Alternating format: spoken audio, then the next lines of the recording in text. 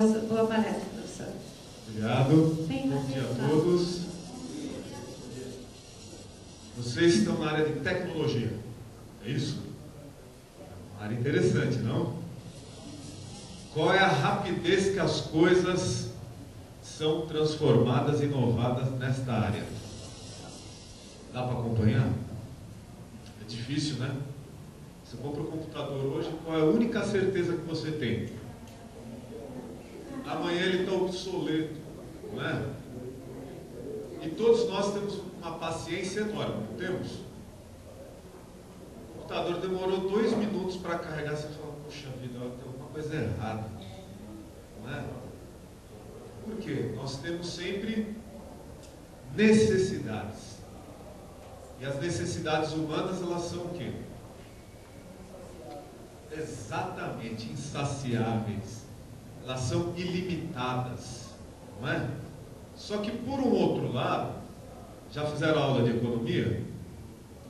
Apesar das necessidades humanas serem ilimitadas, insaciáveis, os recursos são escassos, olha lá. E como é que eu consigo manter o planeta vivo e também consigo saciar essas necessidades ilimitadas do mercado? Qual é a única resposta para essa pergunta? A gente precisa gerir, o que mais? Reutilizar, mas principalmente desenvolver novas tecnologias para aproveitar o que tem, porque o que tem não é limitado. Então eu preciso desenvolver novas abordagens, novas tecnologias, e vocês que estão vindo, né, estão estudando, têm esse legado de continuar essa corrida. E o que eu vou abordar com vocês são 2 grandes estudos, né, e esses estudos falam a respeito da estratégia de inovação em corporações multinacionais. A primeira parte, por gentileza, se puder voltar, ou eles querem montar meu nome? Vocês viram que meu nome ele é complicado, né? É Filhetaz. Ele é legitimamente brasileiro, né? O nome é invocado, mas não é brasileiro, mas não tem jeito, né? A minha família já está há várias gerações no Brasil. O nome é invocado mesmo. Bom, a primeira parte do estudo, eu vou pedir a gentileza de avançar um slide. A primeira parte do estudo, nós vamos falar sobre o porquê as empresas se internacionalizam. Para que as empresas se internacionalizam? O que vocês acham? Oportunidades, né? Depois que a gente teve o fim da União Soviética, alguém assistiu aqui?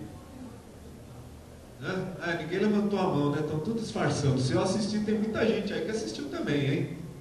Pedro Bial falou, lembra? Parecia que ele estava falando até do paredão.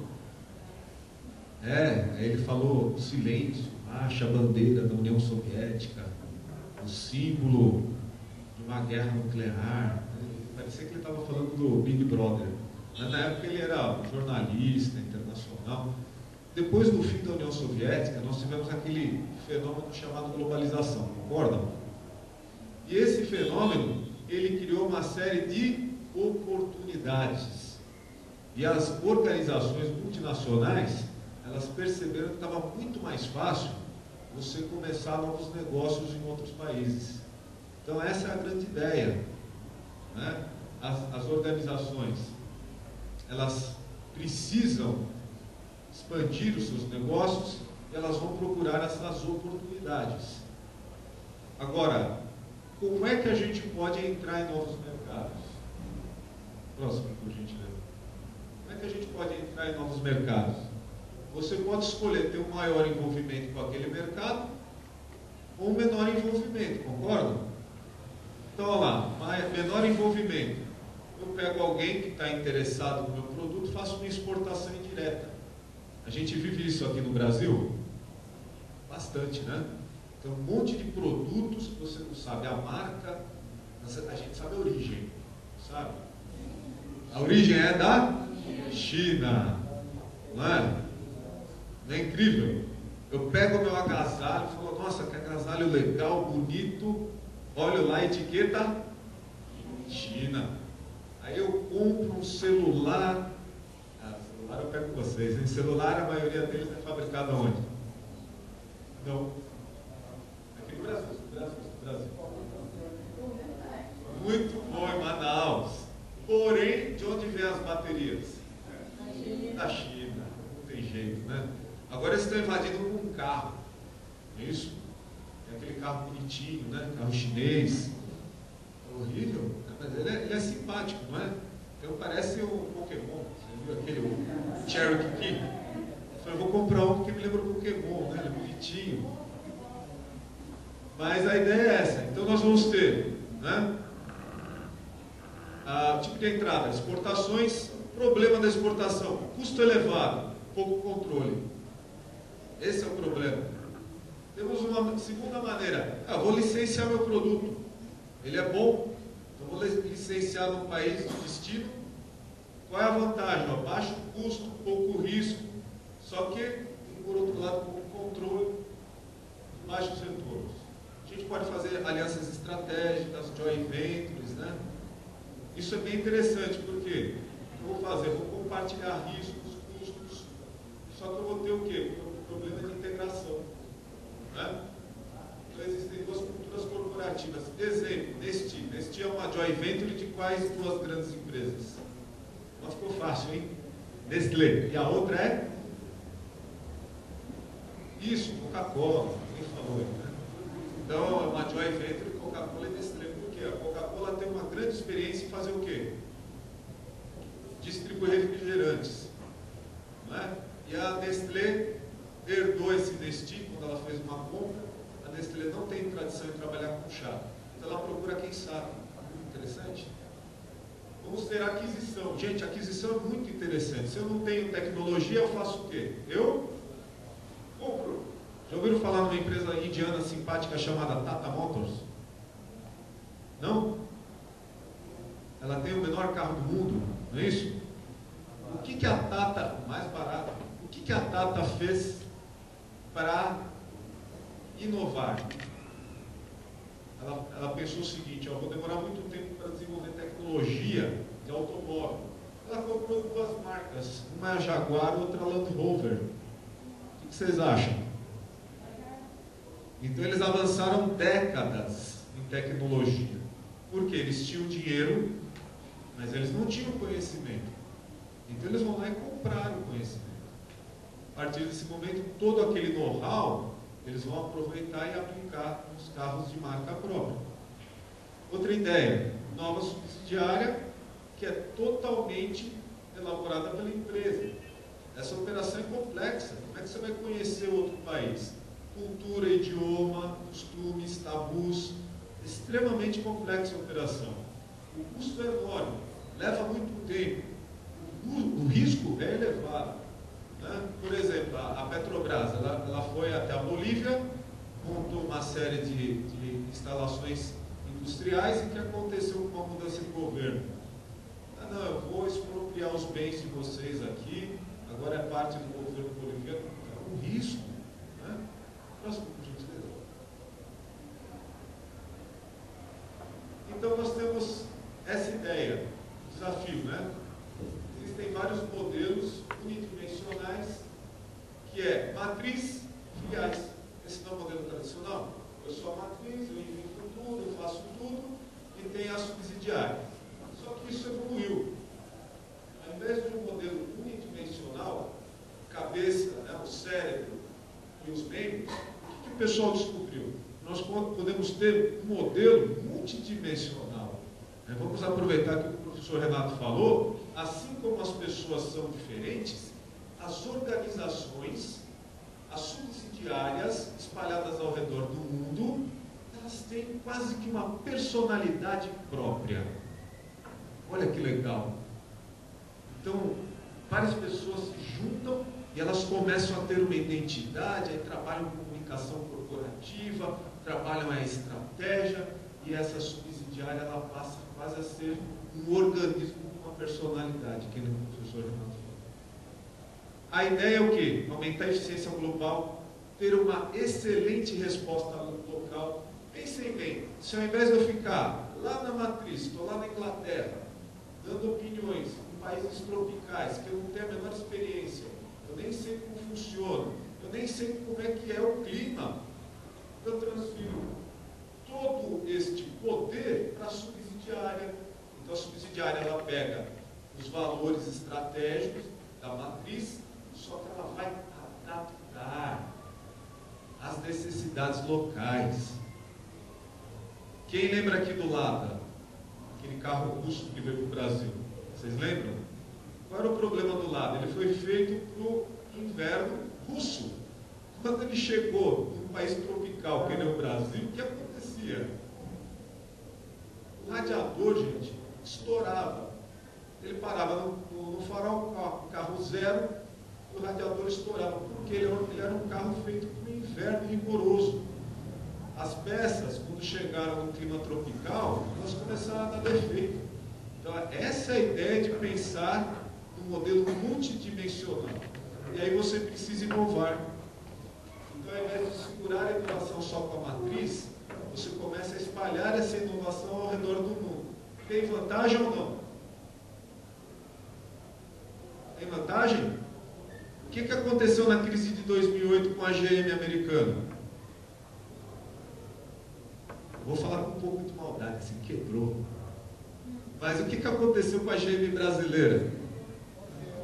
A GM brasileira, olha que interessante, ela tinha uma tecnologia própria desenvolvida no Brasil para carros econômicos. Eu não vou falar popular, né? Todo mundo hoje tem um carro comigo. Então o carro meu não é mais um carro popular. Ele é um carro econômico que supre as necessidades dos clientes. E o americano nunca pensou em carro econômico. A partir de 2008, a GM brasileira, por incrível que pareça, está transferindo esse conhecimento para a GM americana.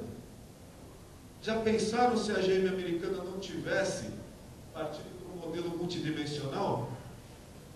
O que iria acontecer? Eles iriam ficar estagnados, eles não teriam saída, eles não teriam know-how para sair do buraco. Então nós vamos ter essas competências. Então você tem importância estratégica do ambiente local, nós vamos colocar aqui alta e baixa, e a competência das organizações locais, alta e baixa. Então, olha que interessante. Quando eu pego um local onde a importância estratégica dele é alta, com competências organizacionais altas, eu tenho uma empresa que ela vira um líder estratégico. Olha que legal. Eu estou num país. Vou dar um exemplo. Já ouviram falar em Singapura? Já ouviram falar nesse país? Um país, pseudo-país? Né? Não é um pseudo-país? Que a China está lá na frente deles, não é isso? Quer acabar com eles? E a China fala, não, eles são chineses, né? Ouviram falar também na Coreia? Então, qual que é a ideia? A importância estratégica do ambiente local da China e da Coreia é alta. A competência das organizações locais deles são altas.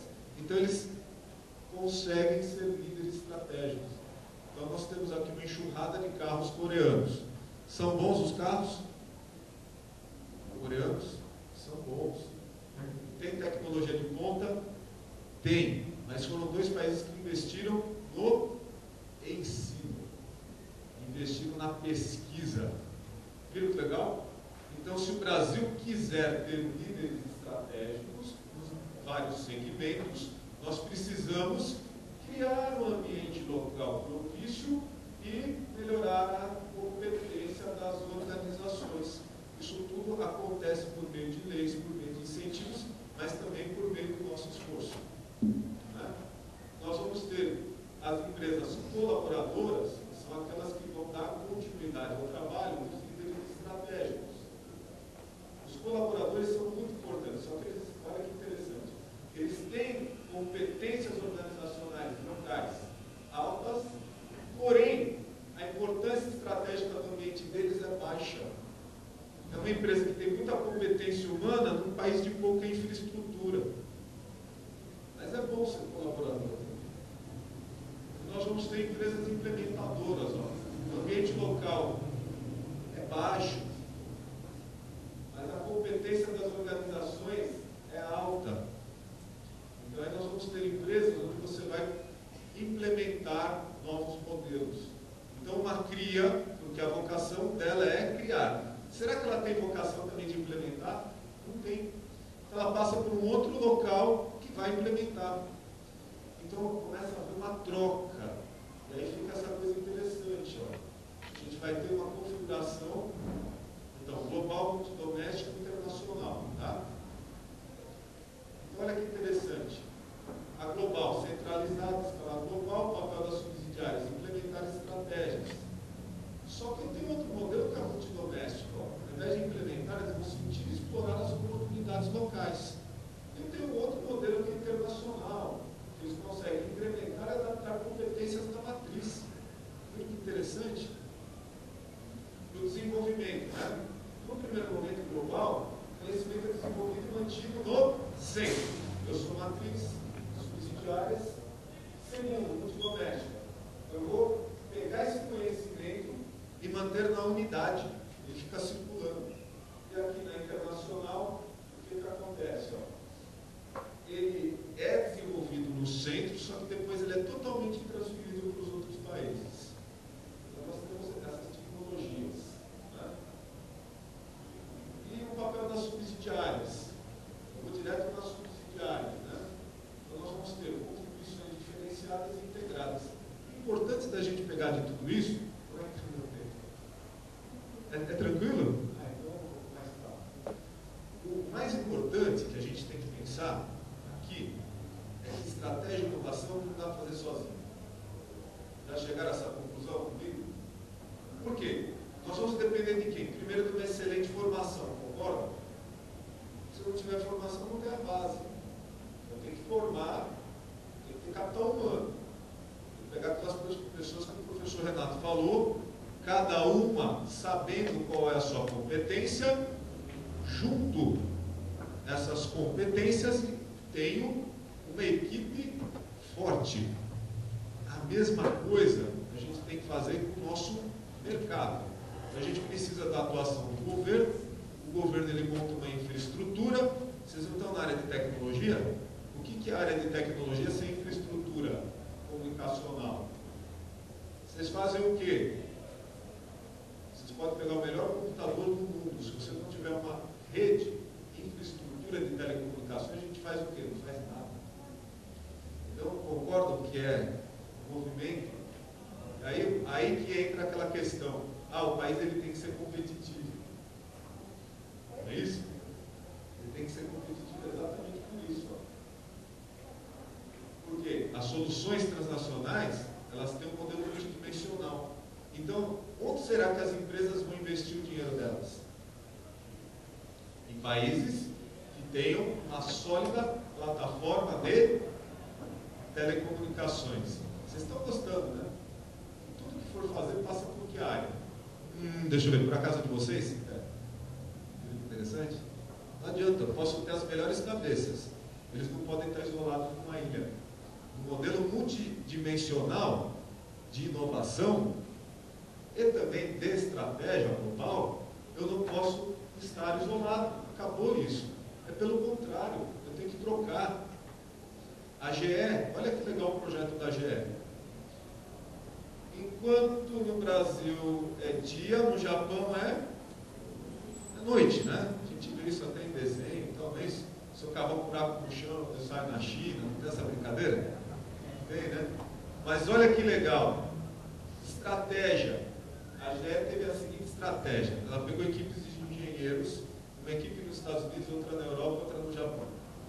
E fez a seguinte proposta: nós vamos desenvolver uma turbina. E vocês irão ganhar conforme o percentual de desenvolvimento de cada equipe.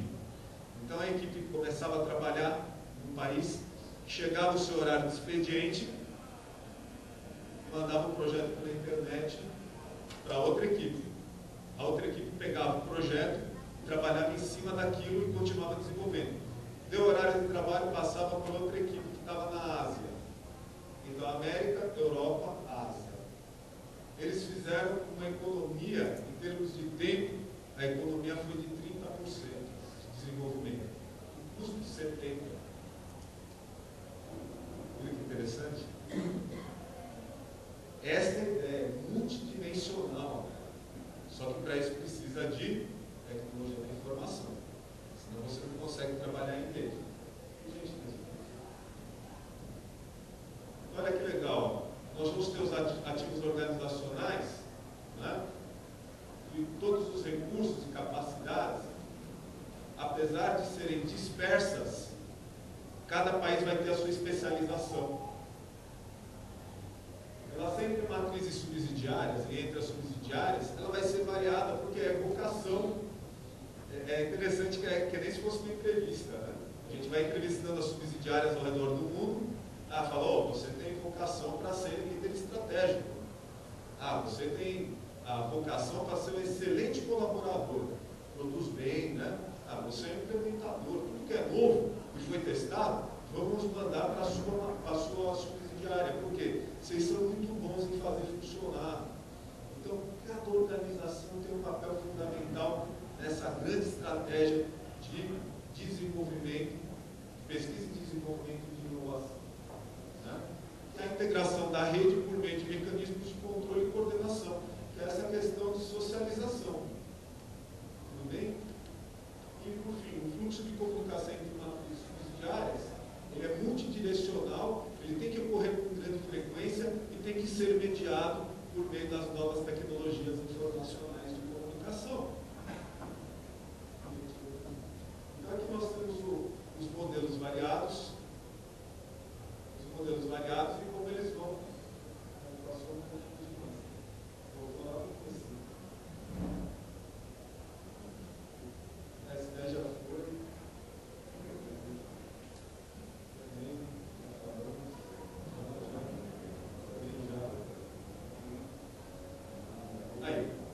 Aí pode ir avançando, por gentileza, e vai fazendo as conexões. Então, tem a matriz, eu tenho diferentes estruturas dentro de cada subsidiária. Viu que interessante? Essas estruturas, o senhor pode passar, por gentileza, essas estruturas diferenciadas vão se comunicando com a matriz. Então, existem diferentes relações entre a matriz e as subsidiárias. Pode passar um pouco mais, por gentileza?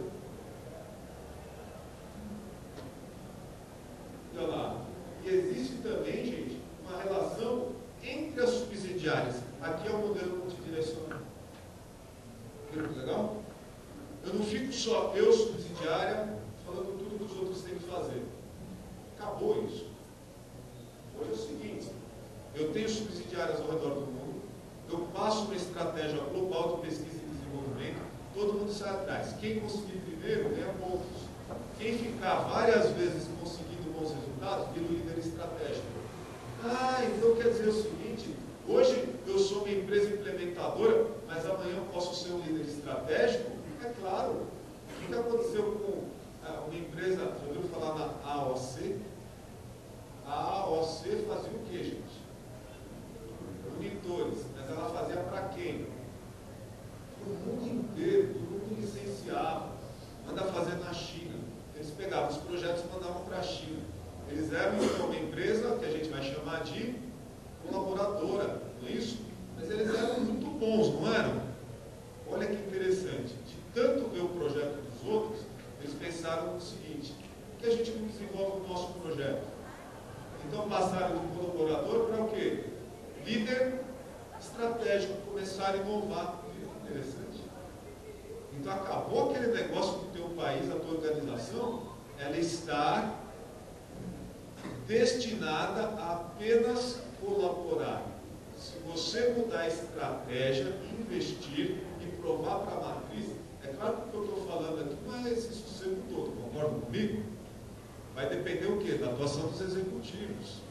Agora, os executivos brasileiros têm provado que eles são capacitados, Eles estão brigando por esse espaço. Viu que legal? Então, olha lá, a inovação ela fica dispersa na matriz e nas subsidiárias, líderes estratégicas. A inovação local, é claro, utilizando os recursos específicos dos locais das subsidiárias. A inovação não local, ela é desenvolvida de forma integrada e de fácil transferência, porque eu tenho uma forte rede de telecomunicações e a informação ela circula. No final, vou ter uma empresa global, poderosa, competindo e com conhecimento de cada mercado. Isso é muito poder. Por quê? Os executivos que estão lá, essas grandes empresas globais, elas têm o quê? O CEO e tem o presidente, que é a pessoa que representa os acionistas do conselho, os donos.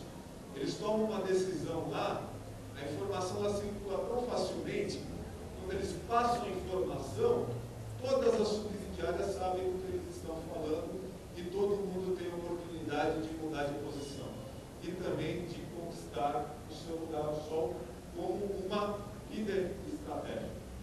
Com isso a gente vai conseguir a maximização da capacidade combinativa. E tudo vai acontecer, segundo o Mari Rocha, por uma questão de percepção, resposta e implementação. Então ela pode ser do centro para o globo, ela pode ser local para local, que é aquela ideia da informação circulando, e pode ser local para global, multidimensional. E aqui vocês podem olhar com calma depois, vai ficar com vocês na apresentação, como é que se dá esse processo de inovação, em relação à percepção, em relação à resposta, em relação à implementação. Vamos dar um exemplo aqui do local para o global. Uma unidade nacional, que vai ter essa percepção, resposta. Na mesma unidade nacional, a implementação. Na mesma unidade, depois em outras. Então, quer dizer, eu tive uma ideia aqui ótima, eu implemento aqui, depois daqui vai para as outras. Exemplo, GM. O pessoal do Brasil sabe fazer carro econômico. Pega essa tecnologia do carro econômico, como nós temos um ambiente externo que está demandando por carros econômicos devido à escassez dos recursos, em especial combustíveis fósseis, a subsidiária brasileira ganhou valor e a sua tecnologia passou a ser difundida pelo mundo inteiro. Ela virou uma líder estratégica. Viu que legal?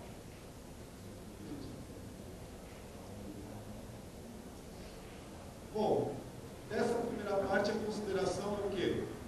A rede diferenciada ela pode ser uma forma organizacional mais adequada para os diversos processos de inovação. E essa visão multinacional, né, você vai fazer com que a circulação ela possa circular pelas subsidiárias. Isso traz uma vantagem em relação aos ajustes que vão ser feitos nas estruturas de cada subsidiária. E esses ajustes, eles não comprometem a integração. Pelo contrário, eles facilitam a integração. Afinal de contas, por que o Google montou uma empresa no Brasil? É da área de TI, né? Da área de tecnologia da informação. Por que o Google montou uma empresa no Brasil? O que mais?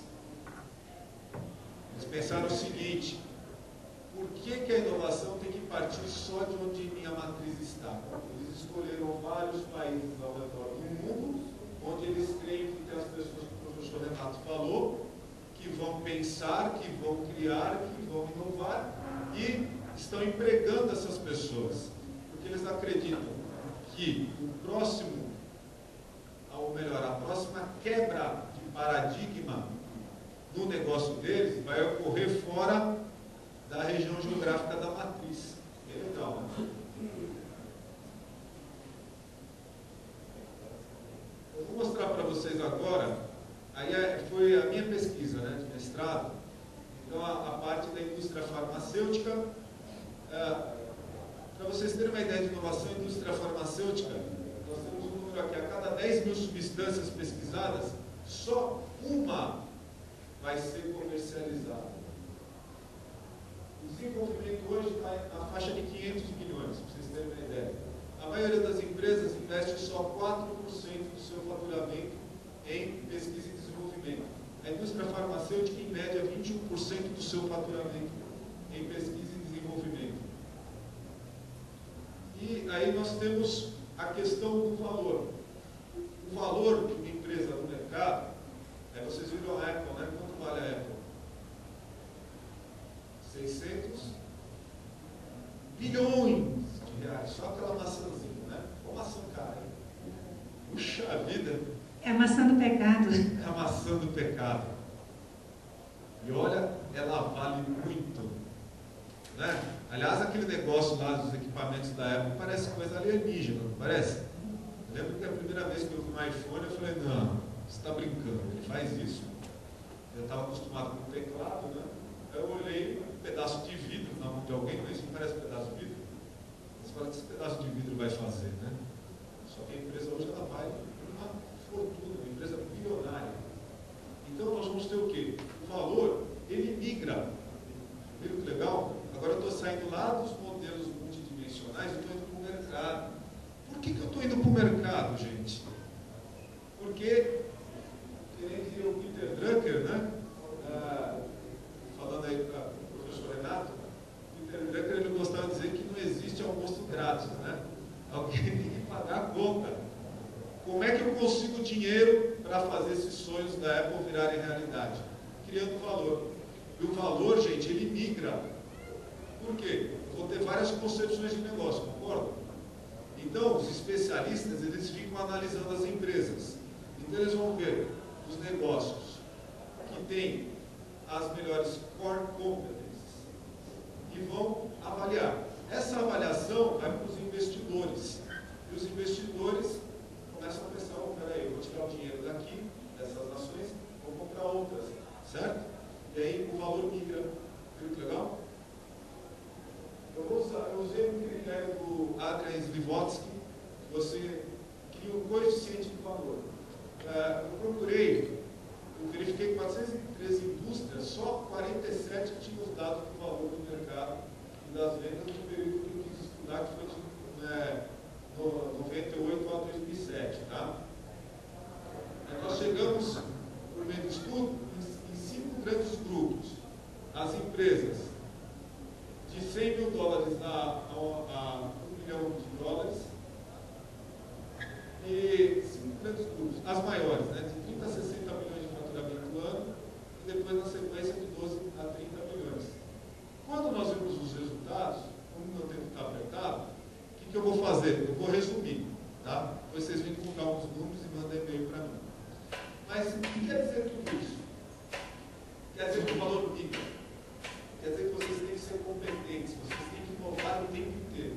Tem que pegar a tecnologia que o professor Renato passou e aplicar na empresa. Quem for gestor aqui de uma empresa, você tem que fazer as pessoas inovarem constantemente. Esse valor vai fazer o quê? Com que os gestores encontrem o melhor modelo de negócios. Então, se a tua empresa tem uma área que não tem nada a ver com a tua empresa, venda essa área. É isso que acontece na indústria farmacêutica.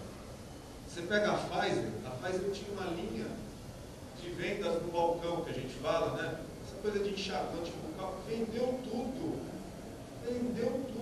para Johnson, porque eles não querem pesquisar isso, eles querem pesquisar a cura do câncer, eles querem pesquisar para curar o mal de Alzheimer.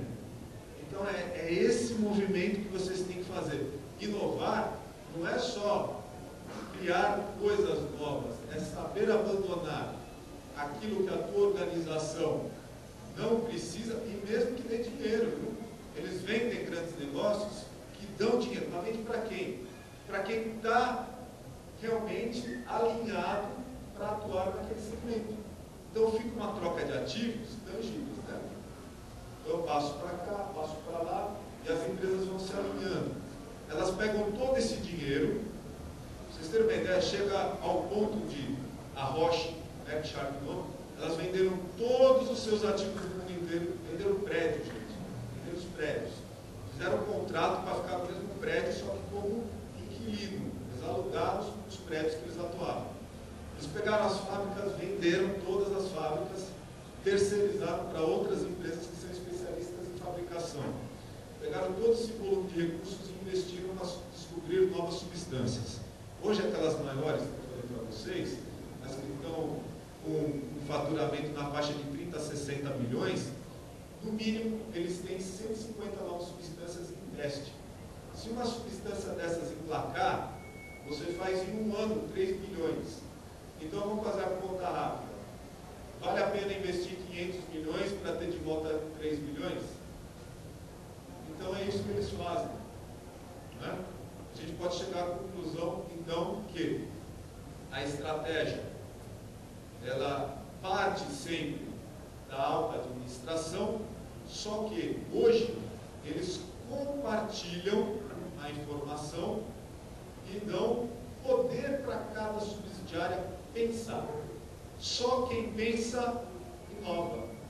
Só quem conhece a sua tipologia, que nem o professor Renato falou, só quem conhece a sua persona pode inovar. Não adianta você insistir com uma persona que não é a sua. O legal é o quê? Eu sei qual é a minha persona, pego outras personas e vamos fazer um resultado tão grande que vai dar dinheiro para todo mundo. Mas dinheiro não é tudo. É tudo? Não. Além de dinheiro, você vai trazer benefícios à sociedade, economizar os recursos, porque o nosso planeta é um só e as nossas necessidades são ilimitadas. Gente, resumidamente, devido ao tempo, era isso que eu tinha a falar. Abro agora para as dúvidas de vocês e muito obrigado pela oportunidade por me aturarem até agora.